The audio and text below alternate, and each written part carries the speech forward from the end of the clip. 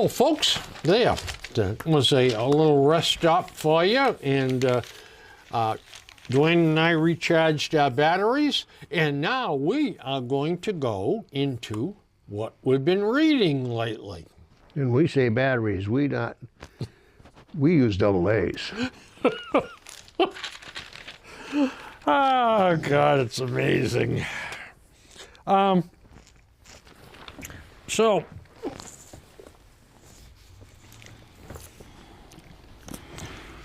Dean Koontz Yep. is One of my old favorites. Yep, a prolific writer. Yep. This is the first book he ever wrote, Midnight. I think it's his best one. Yep. But he's got some others early on, okay? Lightning, Watchers.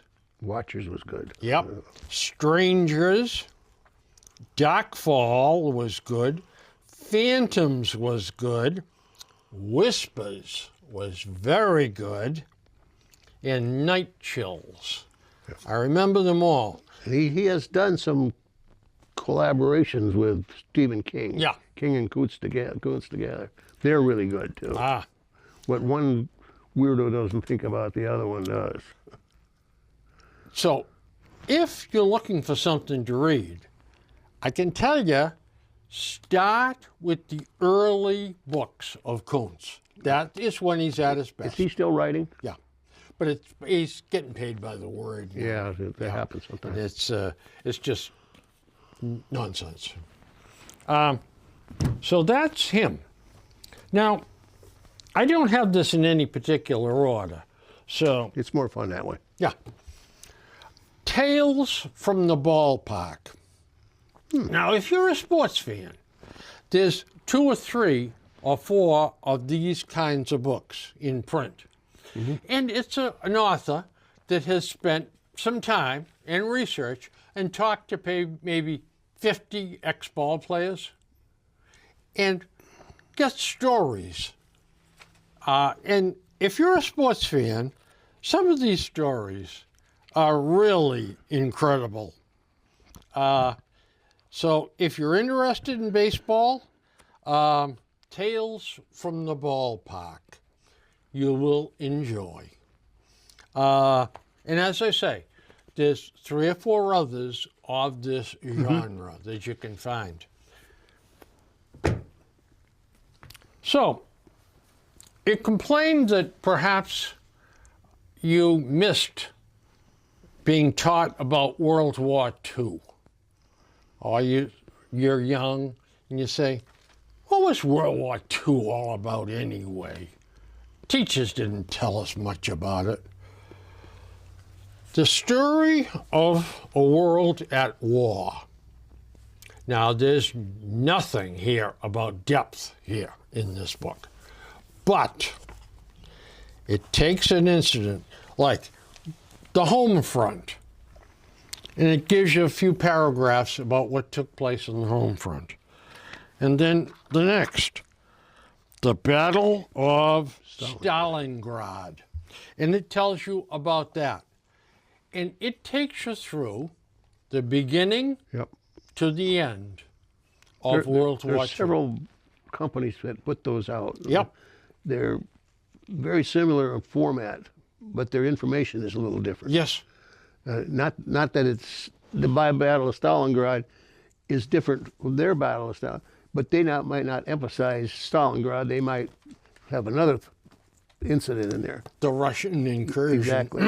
Operation Barbarossa. Yesterday, my wife had a doctor's appointment with somebody in Norwood, and the waiting room had a big World War II book like that.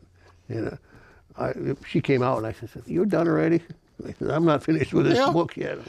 Italy changes sides. Yeah, that's stuff like that. Yeah, and it tells about Italy and what a screw up that was in World War II. And of course, then they get towards the end. Paris falls to the Allies. But this is a very good way that you can work through World War II in small bites. Yeah. Because here's the whole story right here. It's the 2 pages. it's the Cliff Note version. Yeah. And here it goes to another subject. But it's done chronologically. It's extremely good. Did I ever give you this to read? Nope. Good, you're getting it. I see the Spitfire on the cover there. But you saw this one. Oh yeah, that one I learned a lot from. This is one of the best books I've ever bought. Yep. And it's in book form, magazine form. You'll read that one from cover to cover. Yep. You just This is about the Gestapo, yep. and it's SS. gruesome. It is. Oh God, yeah. But it takes you from the beginning to the end. It's a heck of a book. And again, it's short chapters. But you're right, Dwayne. I learned, well, there's our friend Benito Mussolini in his final pose for the hanging camera. upside down. Hanging upside down. You know, for years I never knew. I knew the SS. I never knew what the hell that stood for. Yeah. Schutzstaffel. Schutzstaffel.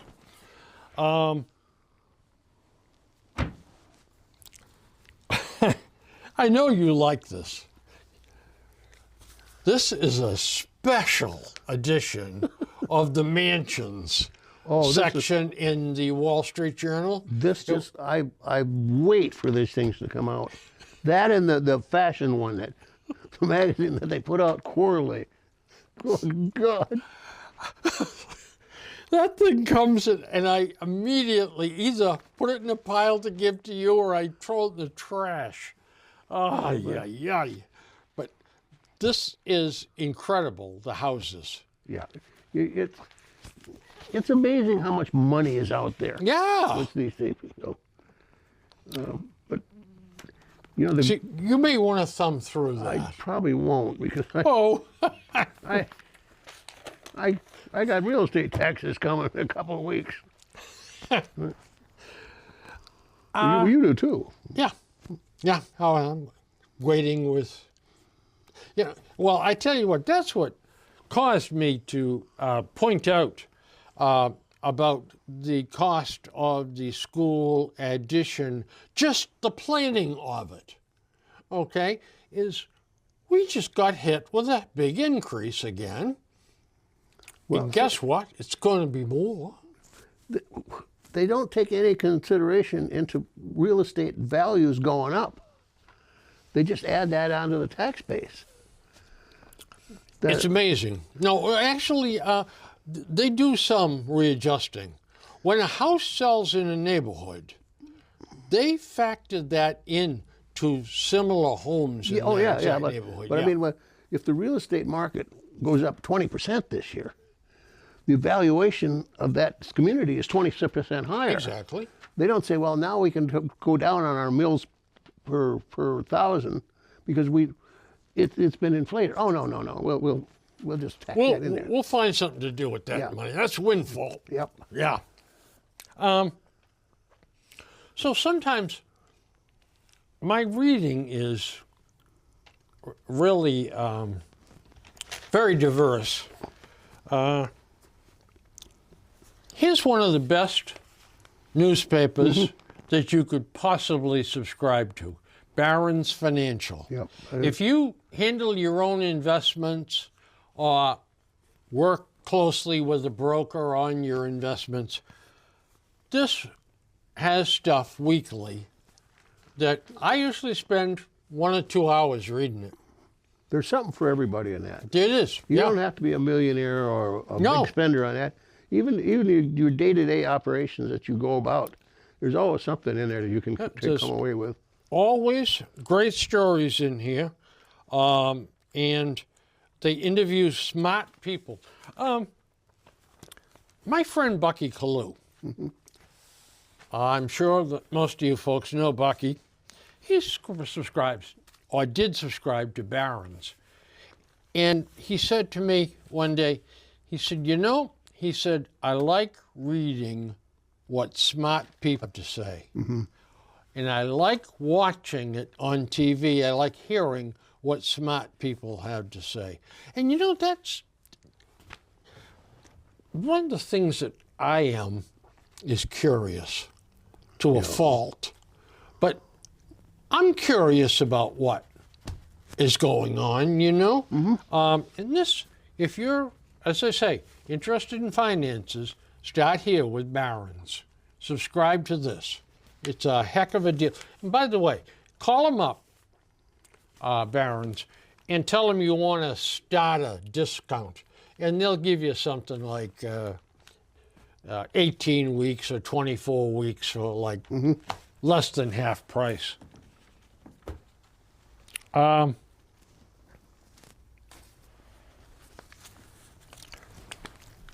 Fur Fish and Game magazine.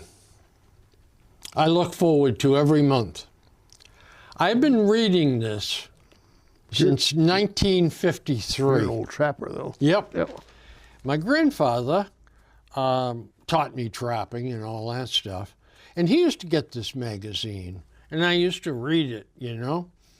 And I subscribed to it at some point in time. It may have been after he passed away. And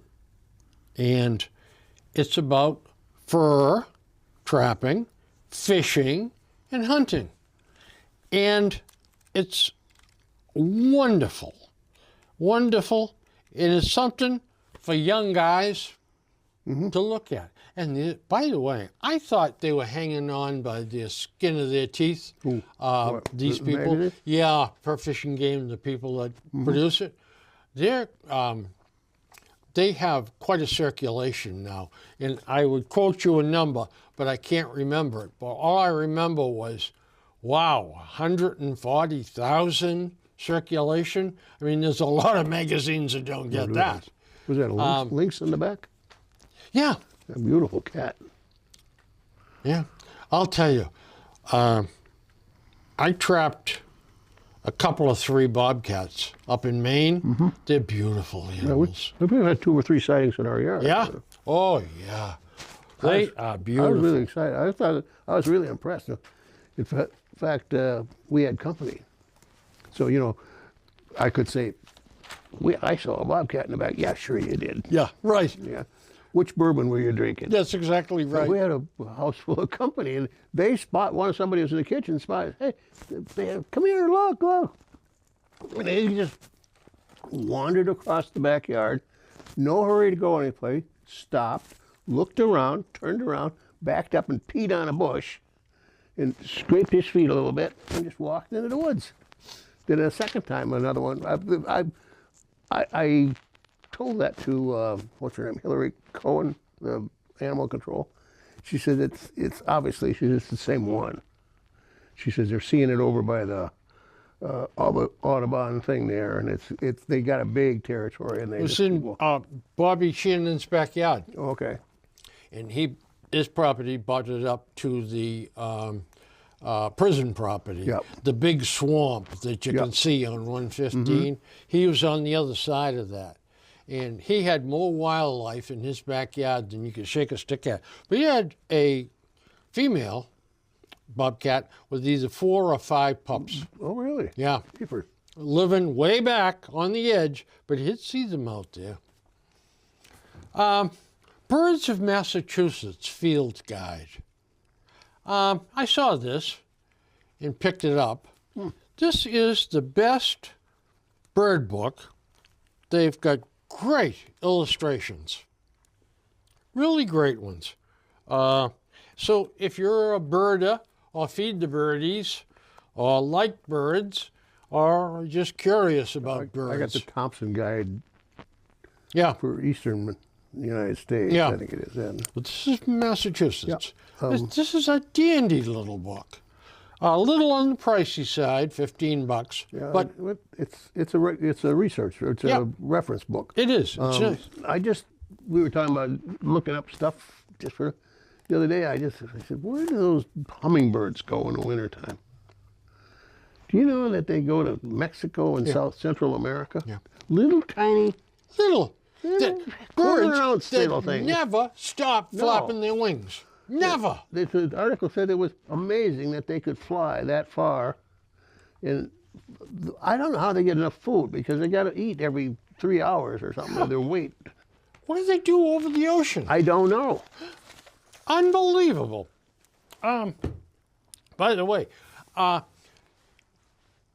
at early afternoon, I was contemplating going for a walk up around the church, because I do that. I try to walk 2 or 3 miles every day. The church parking lot, St. Jude's, is a marvelous place to walk. It's my place to walk. I don't want you guys butting into me. But anyway, so I heard this racket. And I said to myself, what the hell? I tried my darndest to count how many geese were in formation. And then I ended up estimating, I got way over 100, and I still didn't get the stragglers or the ones that weren't in the V itself. Was this the time of migration or just moving around? It was about 2.5 weeks ago. Now, late for... I think, Stony Brook is one of the spots where they spend the day getting weeds and stuff like that to eat, and different swamps. You know what I was amazed by?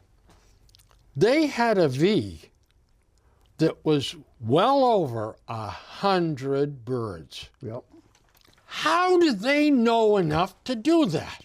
I don't know. And how do they know when to change leaders? And If who he gets organizes tired this? and somebody else goes. Yeah. I often thought of that.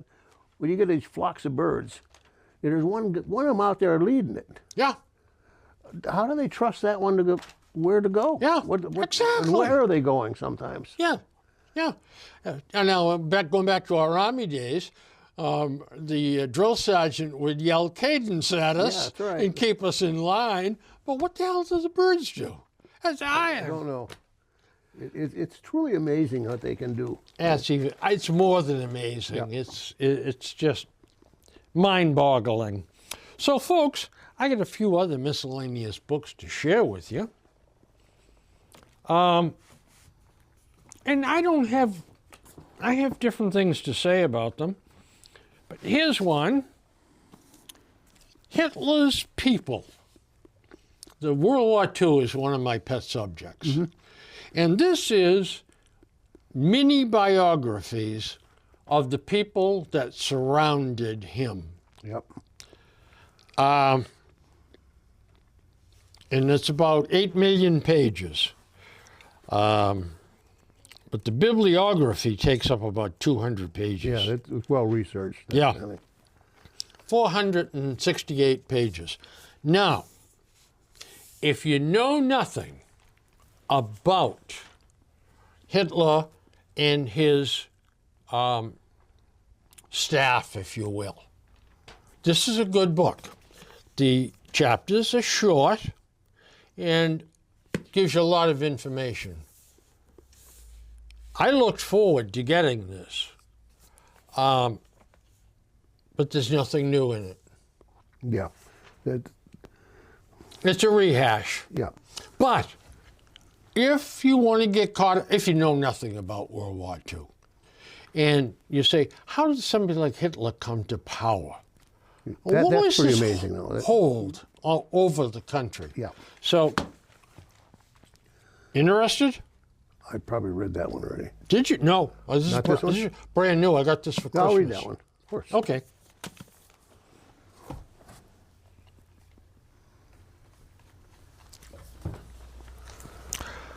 I like mystery novels, and I really have an affinity for the British novelists. I know you do. Yeah. They seem to write better. They construct the story. They use better English. I don't know.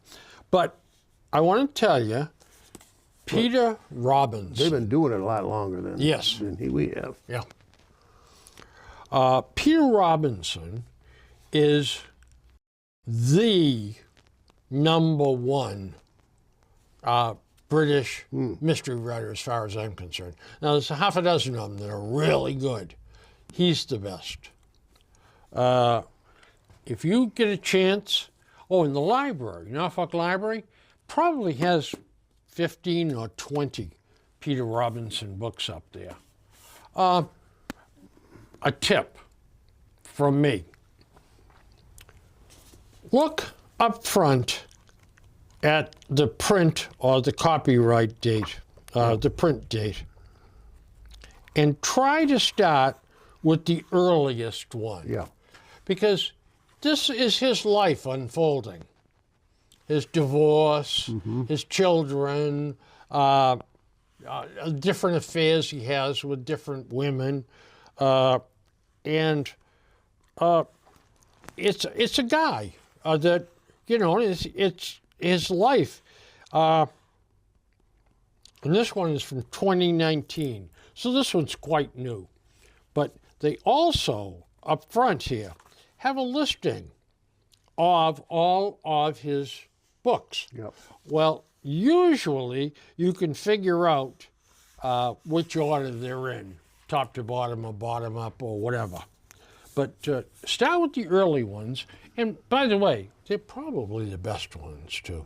Yeah. Oh, yeah. Because as they go on, it's only natural. You're going to start borrowing something from this one and borrowing something from that one and make something new out of it. Yep. But I've tried to watch English mysteries on TV or English stories, and I'm sitting there. I said, I don't understand about every fifth word that they say. And of course, Smarty in there, she says, "Well, yeah, dope. Turn on closed caption." And I go, "Oh, I never even thought of doing that." Yeah. And without closed caption, I could not understand what they're talking about. Sometimes, I got hooked on, a bunch of Midsummer Murders. I just love those. But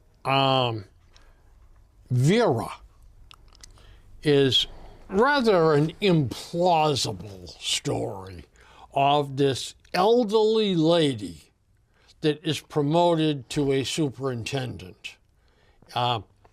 And she's like a drill sergeant with the guys working under her. And the Brits approach detecting different than we do. Yeah. And they have a whiteboard, and they put all the information up on the whiteboard. And she'll stand up there and say, all right, now this guy here was spending money he shouldn't have been able to. He should be poorer than a church mouse, but yet he's been blowing money. Bob, you get after the banks and find out what's going on with this guy. And then it's different. So they approach it differently than we do. But Vera is an interesting subject. She's a howler, but she's also very compassionate.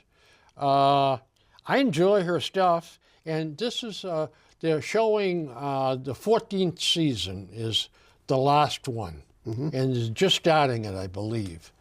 But she's a hot ticket. I enjoy them, and here's the thing. They use good English. They shoot them all up in Northumberland, and they use pretty good English. It's pretty clear.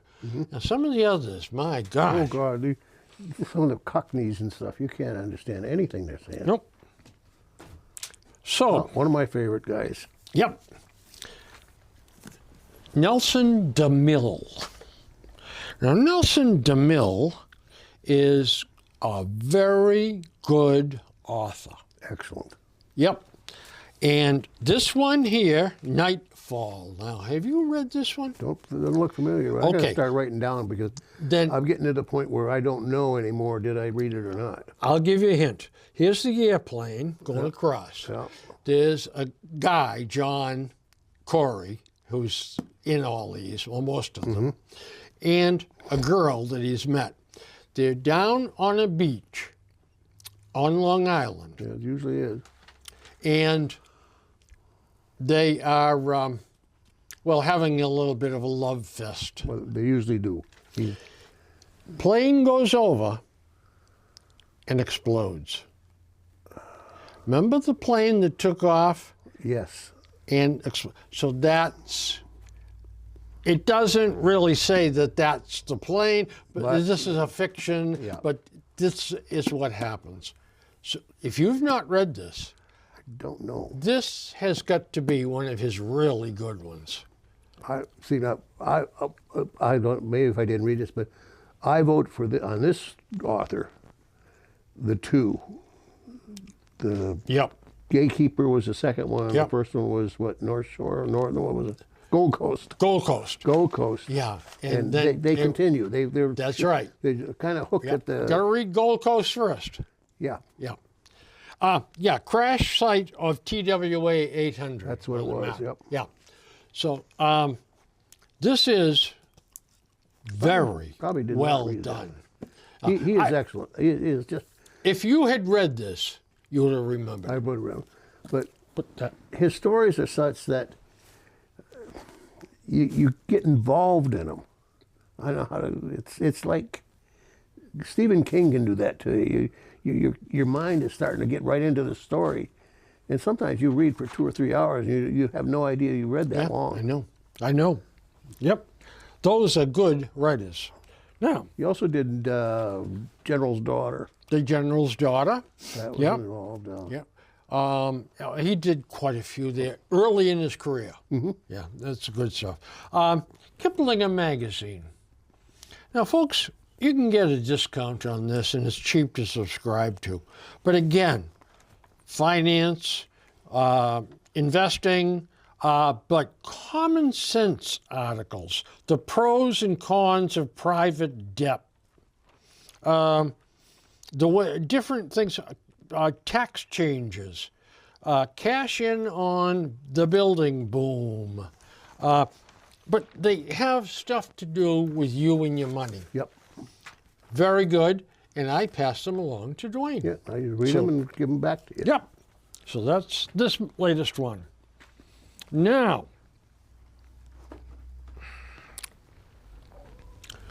John Banville. Don't know him.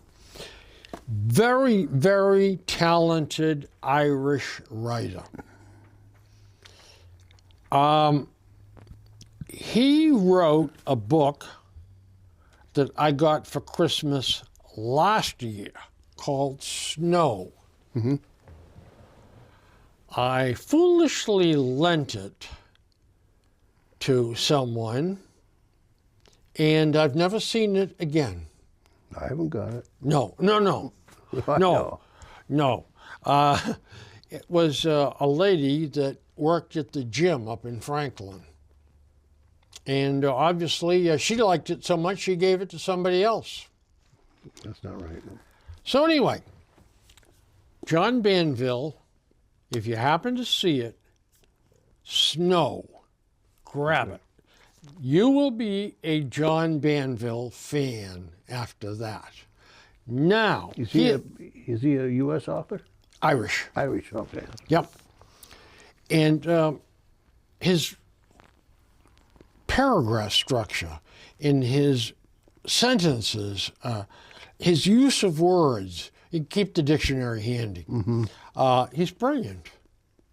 Now, so when I saw that he had a new book, I told Patrick, Dad's Christmas present or Dad's birthday present, I forget what it was.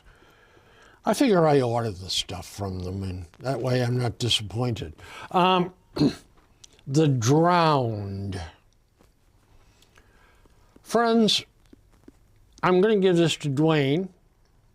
He may like it. I didn't. And I was very disappointed.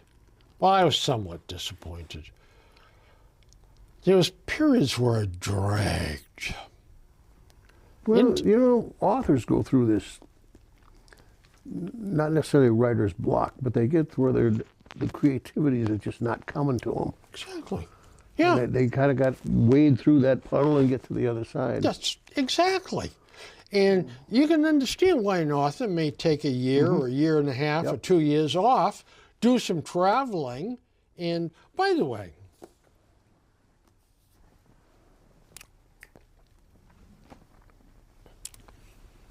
the master Yep, one of them. of American detective stories, John Sanford.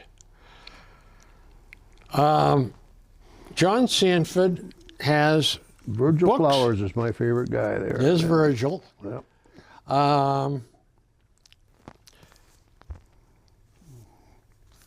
Gritty? Did you read this one? I don't know. Yeah. This is one where a small Minnesota town is invaded, if you will, by a Walmart. But this is a different name. Okay, yeah. And the guy starts buying up land and squeezing people out and ruining people's lives because Walmart, what he calls it, it's something else, but they are going to eliminate the need for the hardware store. They're also going to eliminate the need for mechanics or tire stores or battery stores, tires and batteries and all that, because they're going to do it all. Clothing stores, seamstresses. I mean, they're going to put everybody out of business. And this is, somebody of the people are not happy with that. And therein lies the tale. This is a damn good book. Yeah. See, I grew up in the area that he writes from. Yeah. And I know the towns. Yeah. In fact, the one I'm reading now, I just finished, I got it back to you. It happens at University of Wisconsin Stout. Monica's a graduate there. There you go. And I said, did you ever know this? She said, no. I said, well, you should have. The whole story's taking place there. But sometimes he, like authors do, they take this poetic license. And when I started to laugh, he went down to Nelson, which is a little tiny town on the border, right on the river. Nelson maybe has 200 people, if that, and talking about the Nelson Hotel and walking in and having the bellhops take him upstairs and the different floors and stuff. I said, Nelson doesn't have a hotel. They got a railroad track and 2 bars. I think that was it. Yeah. So he has 2 main characters. Yep. The first one's Lucas Davenport. Yep, that's one who's on Yep. my book now. And Lucas Davenport's books always have the word pray, Yeah, pray. P-R-E-Y, in the title. So those are the ones by Lucas. Now, Lucas is a detective that bounces around, and he goes to work for the sheriff's department, then he goes to work in state government, then he's a bodyguard for the governor, and all kinds of different things.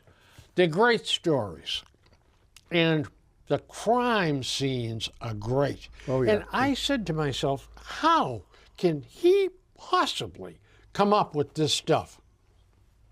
Well, from what I heard, and again, I'm not, this may not be true, but someone talked about it on a show I was watching. First of all, his name's not John Sanford, it's John Camp. Okay.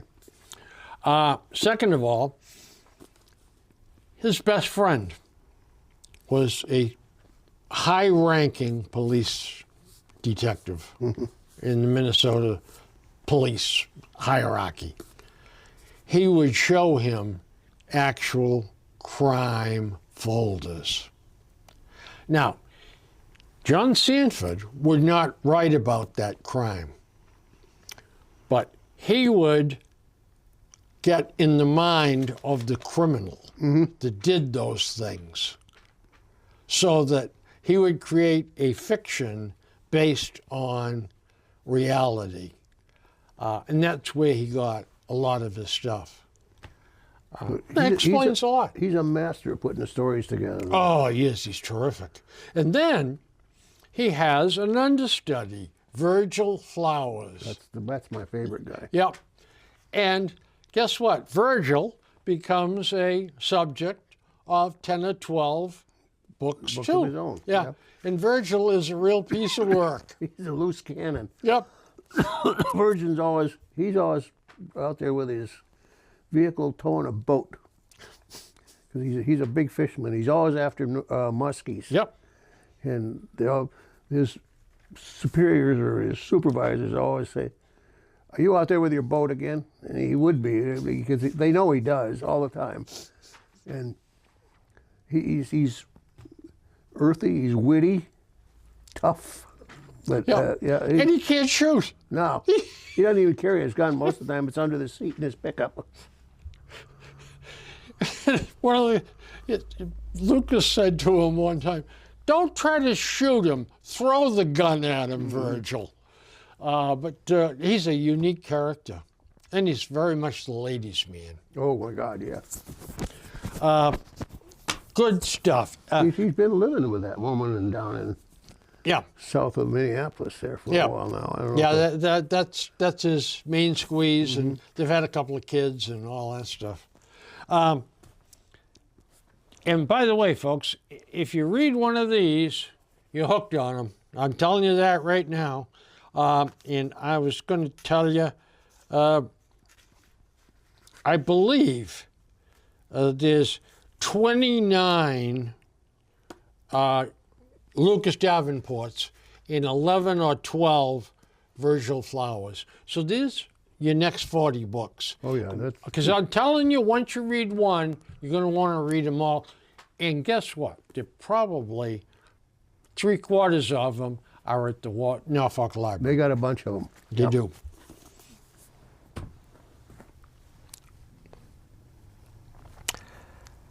Ah, boy. Okay. My son Patrick reads he has an interesting taste in books. He's a big history buff, but he likes novels from the 20s and 30s. He likes that style of writing, and also he likes the description of the automobiles and life in the 20s and 30s. So he's always given me, well, not always, but he does give me books of this genre. And he likes the English ones. And this is Death of an Author. And, you know, if you enjoy, copyright, from Death of an Author, 1935 was written.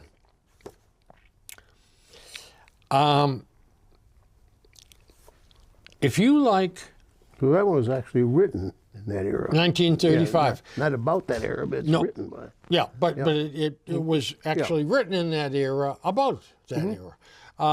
You know, it's not a look back on the era. It was actually the era. So he's got some more that he found by this. What these are reprints. The copyright has expired, and someone has managed to get the rights to publish these. Someone else has got it. It's well written. It's interesting.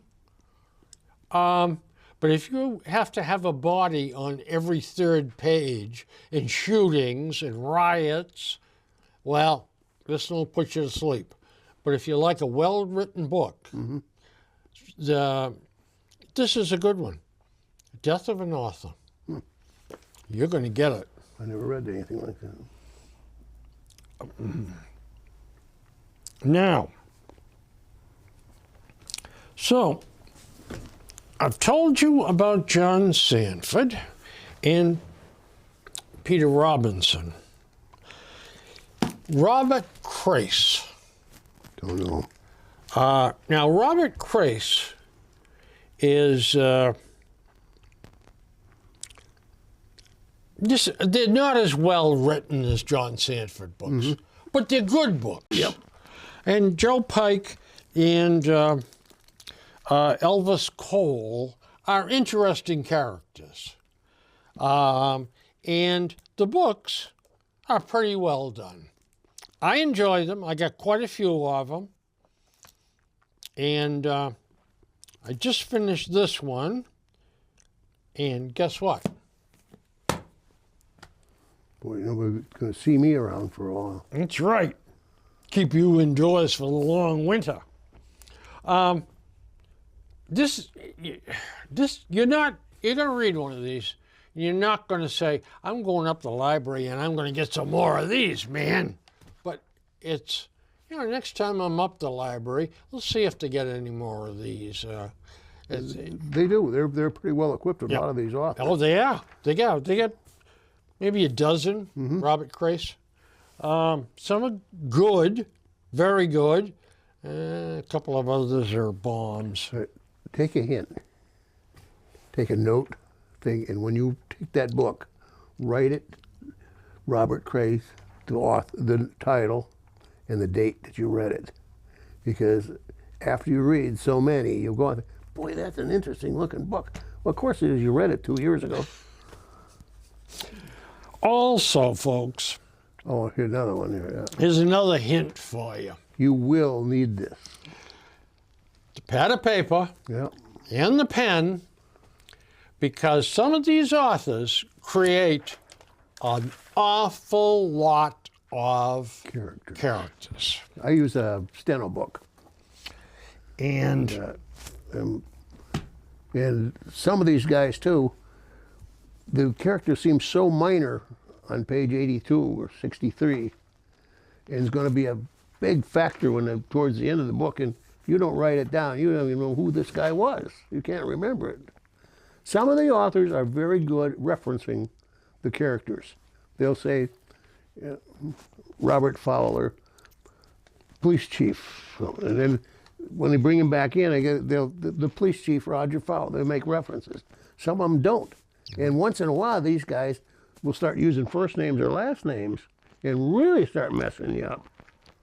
So you're absolutely right. And David Baldacci, and I do not have one of his books with me to show you, I but probably got them all. David Baldacci. Now, Dwayne and I have read The 620 Man. Yep. That's his next to latest book. We both liked it. Yeah, I did.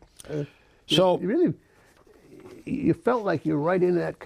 Yeah. It's about Wall Street.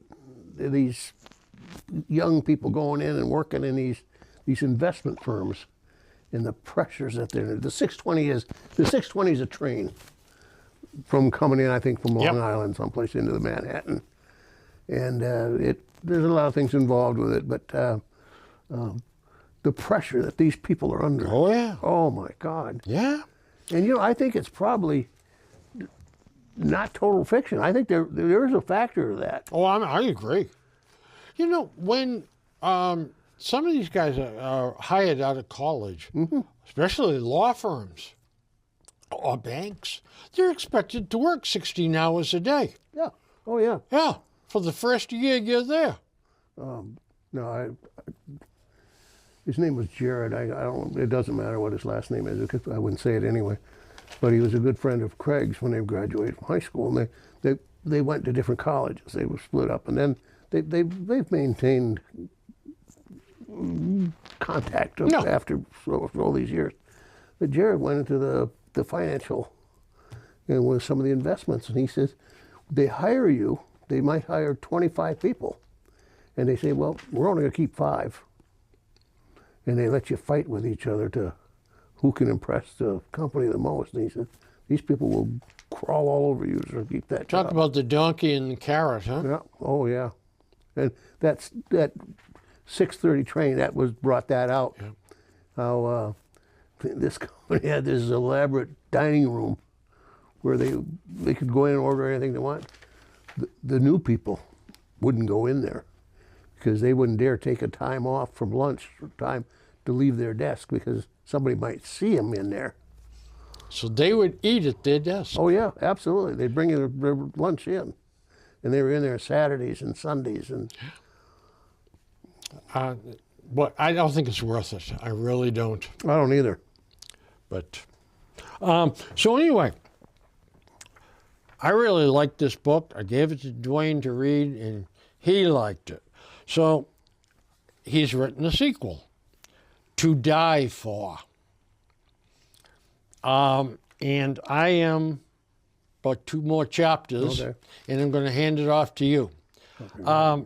There's no rush because I got you 3 or 4 yet Yeah. of years of sitting there, and then, I do have to apologize because of the 2 we talked about, that Gatekeepers and the other one, General's Daughter. I'm waiting for one of the slowest readers in the world to get through this thing, and she says, "Yeah, I'll get to it. I'll get to it. I'll get." Well, you're not going to get to it if you keep watching Wheel of Fortune and Price is Right. You know you're fighting a losing battle. But the only thing I would say to you, folks, if you want something that's based on science, based on reality, David Baldacci has created this guy. Jeez. And I mean, he is the reincarnation of Superman. Oh, absolutely. He can leap huge buildings in a single bound.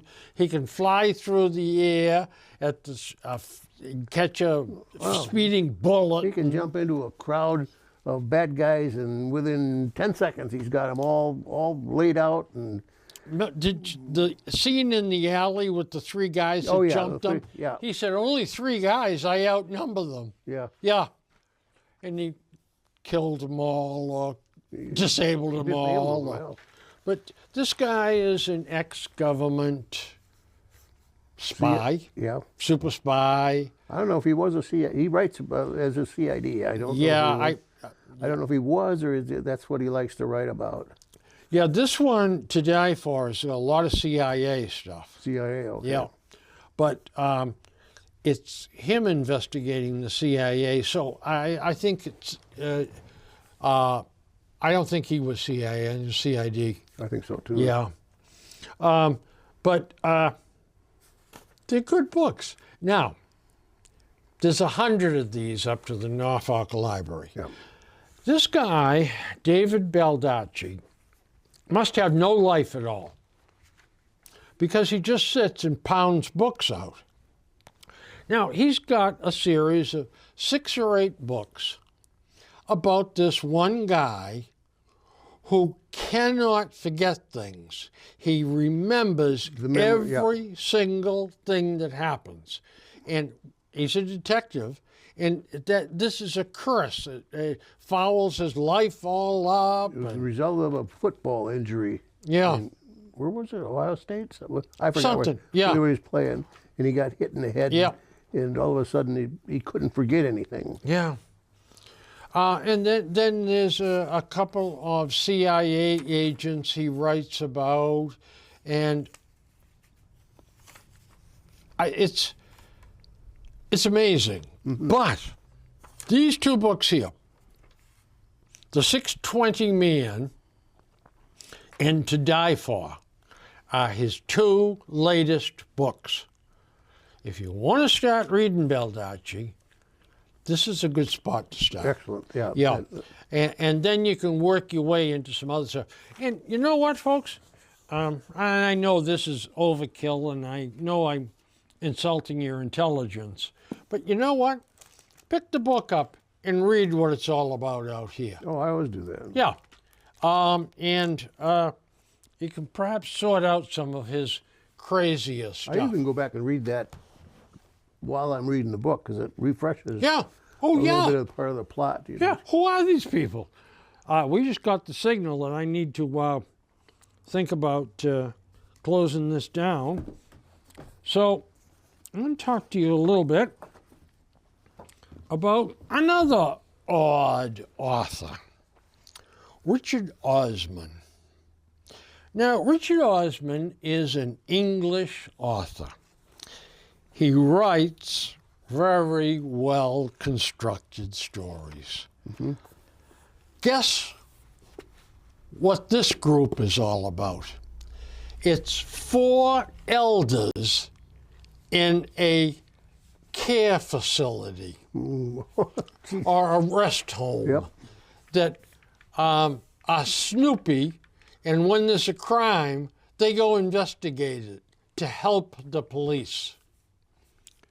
See, kind of far-fetched, but the byplay, the writing is very, very good. So he's got, it's a Thursday Murder Club mystery.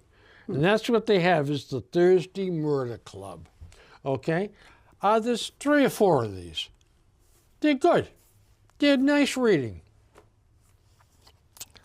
So then, Richard Osman, to keep his creative juices rolling, has created another character. And this is a retired detective. And he has kind of a conflicting lifestyle. His life was a little bit of a mess and all of that. And he kind of interfaces a little bit with the police. And so this is the first one that he's done that hasn't been the old folks. Am I thrilled with it? No. But he set up a series of people, and he's going to write about them in new books. So I'm kind of looking forward to them. Let's see where he goes with that. Richard Osman.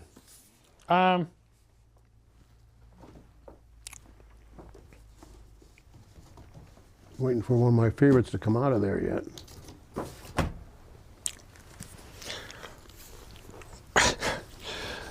The Terrible Hours is a book written by Peter Mass. And this is a true story about the greatest submarine rescue in history. The one that sunk to the bottom, and they pulled it up. To be honest with you, I haven't got into it yet. Peter Mass, that sounds familiar. Author of the bestseller Underboss. But That's the kind of thing I would have picked up I know. someplace. And true Irish ghost stories. Oh, I'm sure I ran across that at some point or other. Norma and I, Norma Sherwin, who used to be the director at the Senior Center, both have an affinity for ghost stories. And Norma has had some ghost experiences. And I must tell you them someday.